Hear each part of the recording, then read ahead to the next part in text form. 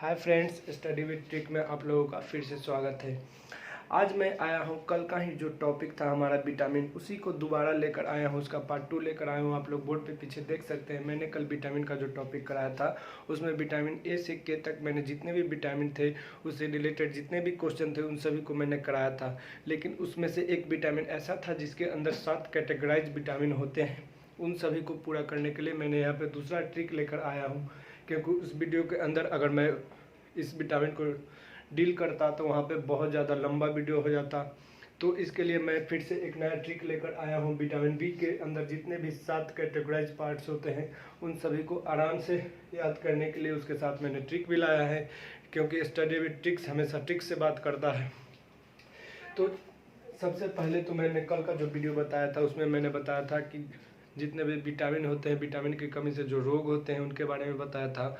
उसके बाद उसके जो रासायनिक नाम होते हैं उसके बारे में बताया था। लेकिन एक चीज़ मैंने उसमें नहीं बताया था कि उनके जो स्रोत होते हैं, उस विटामिन की कमी को पूरा करने के लिए जो स्रोत होते हैं, फूड आइटम्स होते हैं, आपको उसमें क्या क्या लेना चाहिए। तो यहाँ पे आप वीडियो में देख सकते हैं पीछे, यहाँ पे मैंने उसके स्रोत को यहाँ पे नोट कर दिया है। अगर आप लोग चाहें तो देख सकते हैं, कॉपी में नोट कर सकते हैं, नहीं तो मैं आप लोगों को फिर से रिवाइज करा देता हूँ कि विटामिन ए की कमी से, विटामिन ए की कमी जो होता है हमारे शरीर में, उसकी कमी से रतौंधी होता है। और रतौंधी को दूर करने के लिए हमें गाजर, दूध, अंडा, यानी कि विटामिन ए की कमी को दूर करने के लिए हमें गाजर, दूध और अंडा का सेवन करना चाहिए। उसके बाद आते हैं विटामिन बी की कमी से जो रोग होते हैं उन्हें दूर करने के लिए मूंगफली, आलू, सब्जी को खाना चाहिए। उसके बाद विटामिन सी में, यानी कि अस्कर्वी रोग जब होता है, विटामिन सी में हमारे मसूड़े जो छिल जाते हैं तो उसमें आंवला, नींबू यानी कि खट्टी चीज़ों का सेवन करना चाहिए। उसके बाद विटामिन डी, तो विटामिन डी जो है हमें सूर्य के प्रकाश से भी मिलता है, यानी कि सनलाइट से मिलता है, दूध से भी मिलता है और अंडा से भी मिलता है।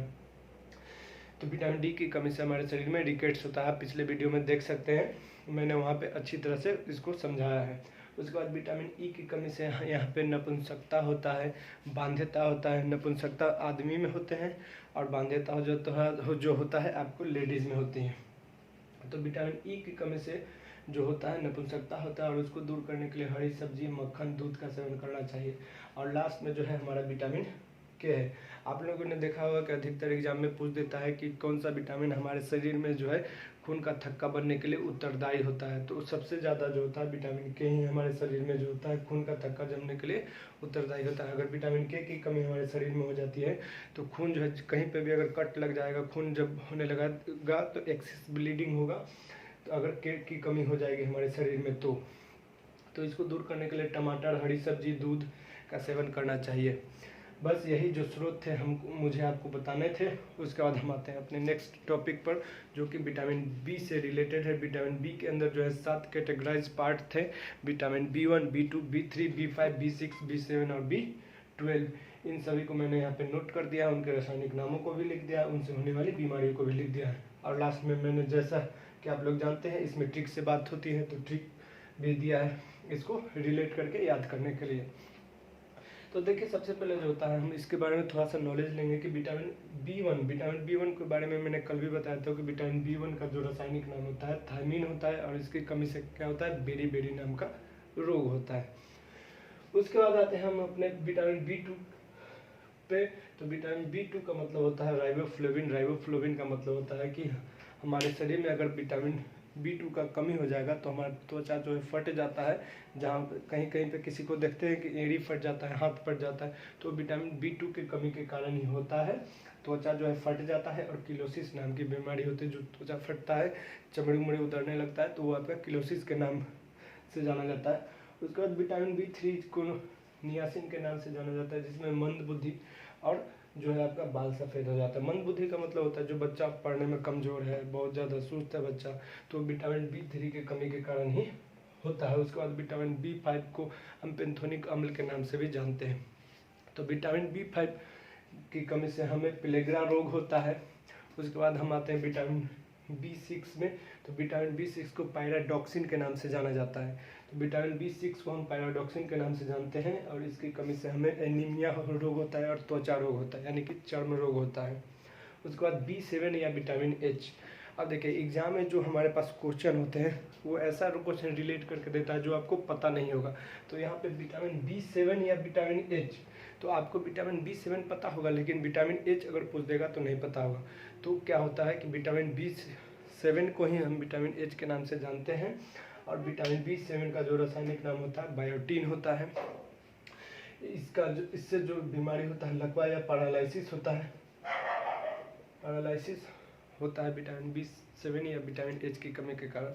उसके बाद विटामिन B12, विटामिन B12 का जो मतलब होता है, जिसका रासायनिक नाम होता है साइनोकोबालामीन। इसके प्रोनाउंसिएशन से आप लोगों को पता चल गया होगा कि साइनोकोबालामीन।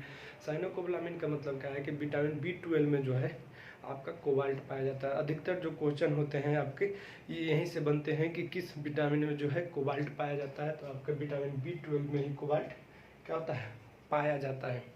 तो ये चीज़ें बहुत ज़्यादा याद करने वाली हैं। आपको B7 और B12 ये क्वेश्चन बहुत ज़्यादा बार एग्जाम में पूछे जाते हैं, इसके लिए आपको इन दोनों को बहुत अच्छी तरीके से याद करना होगा। मैंने यहाँ पे बहुत अच्छी तरीके से इन दोनों को बताया है। उसके बाद हम यहाँ पे ट्रिक पे बात करते हैं। तो इससे रिलेट करके जो ट्रिक है यहाँ पे मैंने बहुत ही अच्छी तरीके से आप लोगों को ट्रिक बताया। अगर ये ट्रिक आप लोग याद कर लेते हैं तो आपको विटामिन 1 से लेकर विटामिन B12 तक कोई भी दिक्कत नहीं होने वाला है। तो ट्रिक जो है हमारा यह है थायरानी पे पाबंदी। क्या है, इस साइड से सॉरी देखने के लिए, थायरानी पे पाबंदी साइना। क्या है ट्रिक हमारा, थायरानी पे पाबंदी साइना। इसको अगर हम लोग याद कर लेते हैं तो हमारे B1 से लेके B12 तक जितने भी हमारे जो विटामिन है उसको आसानी से हम लोग कवर कर सकते हैं। और एग्जाम में कहीं से भी अगर इससे रिलेटेड क्वेश्चन पूछ देता है कि विटामिन B6 का रासायनिक नाम बताइए, विटामिन B7 का रासायनिक नाम बताइए, विटामिन H किसे कहते हैं, विटामिन B12 का रासायनिक नाम बताइए, कोबाल्ट किस में पाया जाता है, तो आप लोग आसानी से यहाँ से इसे रिलेट करके आसानी से याद कर सकते हैं। अब देखिए इसे रिलेट कैसे करेंगे। हमें पता है कि अगर हम B1 से लेकर B12 तक यहाँ पर लिख देते हैं, उसके बाद हम इसको आसानी से रिलेट कर सकते हैं। तो विटामिन B1 का मतलब होता है क्या, थायमीन। विटामिन B2 का मतलब होता है राइबोफ्लाविन। विटामिन B3 का मतलब होता है नियासिन। विटामिन B5 का मतलब होता है पेंथोनिक अम्ल। विटामिन B6 का मतलब होता है पायरोडॉक्सिन। और विटामिन B7 का मतलब होता है बायोटीन। और हमारा विटामिन B12 का मतलब हो जाता है आपका साइनोकोबालामीन, यानी कि इसमें कोबाल्ट पाया जाता है।